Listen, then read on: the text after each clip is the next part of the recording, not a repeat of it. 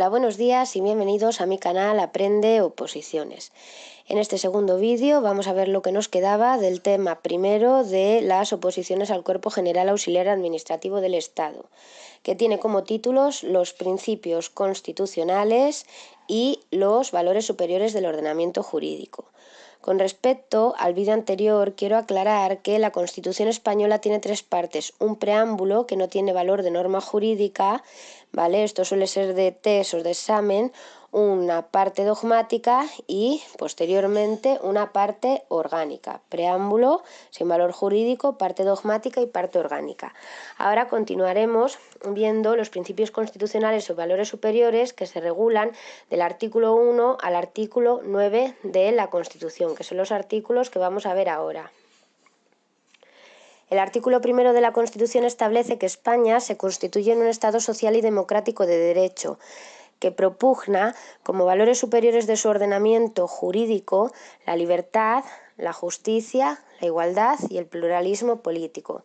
Cuando nos referimos a un Estado social, estamos hablando de aquella clase de estados que gozan de una serie de infraestructuras que sirven para cubrir las necesidades más básicas de sus ciudadanos. Cuando hablamos de un Estado democrático, nos referimos a aquellos estados que adoptan sus decisiones en democracia con determinadas mayorías. Y cuando hablamos de un Estado de derecho, nos referimos a aquellos estados que tienen por bandera la defensa de los derechos fundamentales y sus garantías. Como valores superiores del ordenamiento jurídico tenemos la libertad, la justicia, la igualdad y el pluralismo político. Esta pregunta es importante porque suele caer en los test. Son valores superiores del ordenamiento jurídico, la libertad, la justicia, la igualdad y el pluralismo político. Y España se constituye en un Estado social y democrático de derecho. La libertad, porque nos gusta ser libres. La justicia, porque un Estado sin justicia no es Estado. La igualdad, porque todos somos iguales ante la ley, y el pluralismo político. La soberanía nacional reside en el pueblo español, del que emanan los poderes del Estado.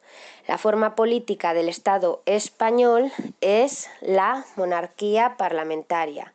Entonces, podemos decir que todo gira en torno al pueblo español. En el pueblo español reside la soberanía nacional y del pueblo español va a emanar los poderes del Estado. La forma política es la monarquía parlamentaria, pues tenemos un monarca que es el jefe del Estado. La soberanía nacional reside en el pueblo español, del que emanan los poderes del Estado. La forma política del Estado español es la monarquía parlamentaria. Continuando con el artículo 2 de la Constitución, podremos decir que se establece que la Constitución se fundamenta en la indisoluble unidad de la nación española, patria común e indivisible de todos los españoles, y reconoce y garantiza el derecho a la autonomía de las nacionalidades y regiones que la integran y la solidaridad entre todas ellas. ¿Qué quiere decir esto? Pues que la Constitución se fundamenta en la indisoluble unidad de la nación española. La nación española es indisoluble, es única, no es indivisible, y además se constituye como patria común de todos los españoles. Pero a pesar de ser indisoluble, de propugnarla o de decir que es única e indivisible, reconoce y garantiza el derecho a la autonomía de las nacionalidades y regiones que la integran. Esto reconoce a las comunidades autónomas y establece que entre las mismas rige el principio de solidaridad. El artículo 3 de la Constitución establece que el castellano es la lengua española oficial del Estado. Todos los españoles tienen el deber de conocerla y el derecho a usarla. Las demás lenguas españolas serán también oficiales en las respectivas comunidades autónomas de acuerdo con sus estatutos. La riqueza de las distintas modalidades lingüísticas de España es un patrimonio cultural que será objeto de especial respeto y protección. Entonces, ojo que esto suele ser de test. La lengua oficial del Estado es el castellano de Castilla, no es el español. Además, esto también suele ser de test, todos los españoles tenemos el deber de conocerla. Yo por ser española tengo la obligación, el deber de conocer el castellano y el derecho a usarlo. Las demás lenguas españolas van a ser también oficiales también en sus respectivas comunidades autónomas. Además, podemos decir que se constituyen como patrimonio cultural y deben ser objeto de especial respeto y protección, las distintas lenguas existentes en la nación. El artículo 4 de la Constitución establece que la bandera de España está formada por 3 franjas horizontales, roja, amarilla y roja, siendo la amarilla de doble anchura que cada una de las rojas. Los estatutos podrán reconocer banderas y enseñas propias de las comunidades autónomas y éstas se utilizarán junto a la bandera de España en sus edificios públicos y en sus actos oficiales. Entonces, los estatutos de autonomía también podrán establecer o reconocer otras banderas propias de las comunidades autónomas, pero estas banderas de las comunidades autónomas siempre deberán estar junto con la bandera oficial española en sus edificios públicos y sus actos oficiales. Por eso os pongo la foto del ayuntamiento donde consta la bandera española y la bandera propia de la comunidad autónoma. El artículo 5 establece que la capital del Estado es la Villa de Madrid y ya vamos a pasar al artículo 6, que nos habla de los partidos políticos. Los partidos políticos expresan el pluralismo político, concurren a la formación y manifestación de la voluntad popular y son instrumento fundamental para la participación política. Su creación y el ejercicio de su actividad son libres dentro del respeto a la Constitución y a la ley. Su estructura interna y funcionamiento deberán ser democráticos.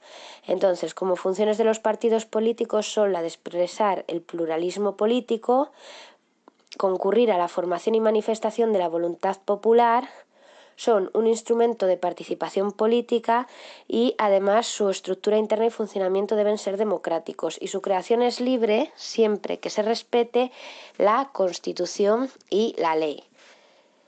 Después de hablar de los partidos políticos, el artículo 7 habla de los sindicatos y establece que los sindicatos de trabajadores y las asociaciones empresariales contribuyen a la defensa y promoción de los intereses económicos y sociales que les son propios.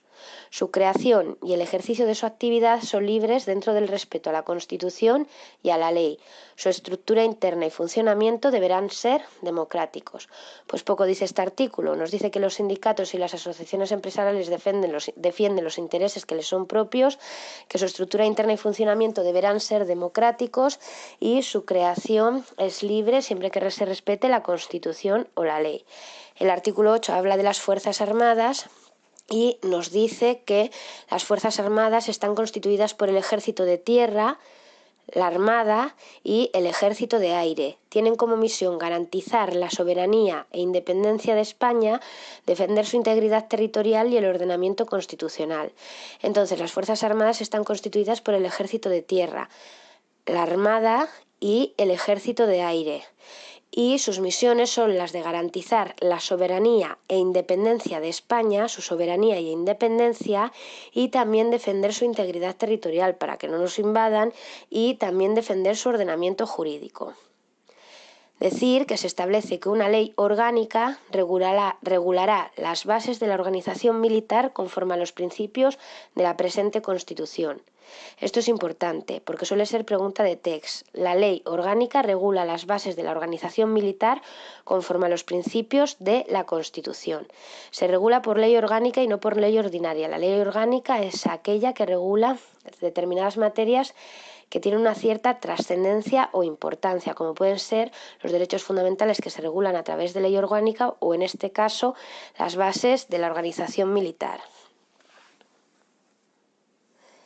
El artículo 9 de la Constitución nos habla, en este caso, de los principios constitucionales, ¿no? Y nos dice, y de los poderes públicos. Nos dice que los ciudadanos y los poderes públicos están sujetos a la Constitución y al resto del ordenamiento jurídico. Entonces, tanto los ciudadanos como los poderes públicos deberemos respetar la Constitución y el resto del ordenamiento jurídico. Corresponde a los poderes públicos promover las condiciones para que la libertad y la igualdad del individuo y de los grupos en que se integran sean reales y efectivas, remover los obstáculos que impidan o dificulten su plenitud y facilitar la participación de todos los ciudadanos en la vida política, económica, cultural y social. Como funciones de los poderes públicos son la de promover, la de remover y la de facilitar. ¿Promover qué? Promover las condiciones necesarias para que la libertad e igualdad sean reales y efectivas, remover los obstáculos que impidan su plenitud o eliminarlos, removerlos y facilitar la participación de todos los ciudadanos en la vida política, económica, cultural y social. En cuanto a los principios, diremos que la Constitución garantiza el principio de legalidad, la jerarquía normativa, la publicidad de las normas, la irretroactividad de las disposiciones sancionadoras no favorables o restrictivas de derechos individuales, la seguridad jurídica, la responsabilidad y la interdicción de la arbitrariedad de los poderes públicos. Viendo uno a estos principios, diremos en cuanto al principio de legalidad, supone que todos los ciudadanos y los poderes públicos deben respetar la Constitución y el resto del ordenamiento jurídico. En cuanto al principio de jerarquía normativa, hemos de decir que las normas inferiores no pueden vulnerar o contradecir lo que establezca una norma de rango superior. En cuanto a la publicidad de las normas, hemos de decir que a través de la publicidad de las normas damos a conocer a los ciudadanos el contenido de la propia norma, con su publicación en el Boletín Oficial del Estado, en los boletines oficiales de las comunidades autónomas correspondientes. Los ciudadanos pueden conocer el contenido íntegro de la norma y una vez se publican en los respectivos boletines son vinculantes. En cuanto al principio de la irretroactividad de las disposiciones sancionadoras no favorables o restrictivas de derechos individuales, hemos de decir que las disposiciones sancionadoras que no sean favorables o que nos restrinjan algún derecho no pueden retrotraerse. En cuanto al principio de seguridad jurídica, hemos de decir que el principio de seguridad jurídica hace referencia a la probabilidad cierta que tiene una persona de conocer el contenido del ordenamiento jurídico y, en cuanto a la responsabilidad y la interdicción de la arbitrariedad de los poderes públicos, nos referimos a la responsabilidad que tienen estos directamente por los actos que los mismos realizan y también al hecho de que está prohibido que los poderes públicos actúen de manera arbitraria. Pues hasta aquí el segundo vídeo referente al primer tema relativo al Cuerpo General Auxiliar Administrativo del Estado. Nos vemos en el siguiente vídeo, espero que os haya gustado, que me deis un like y que os suscribáis a mi canal para poder seguir haciendo vídeos. Muchas gracias a todos y un saludo. Nos vemos en Aprende Oposiciones.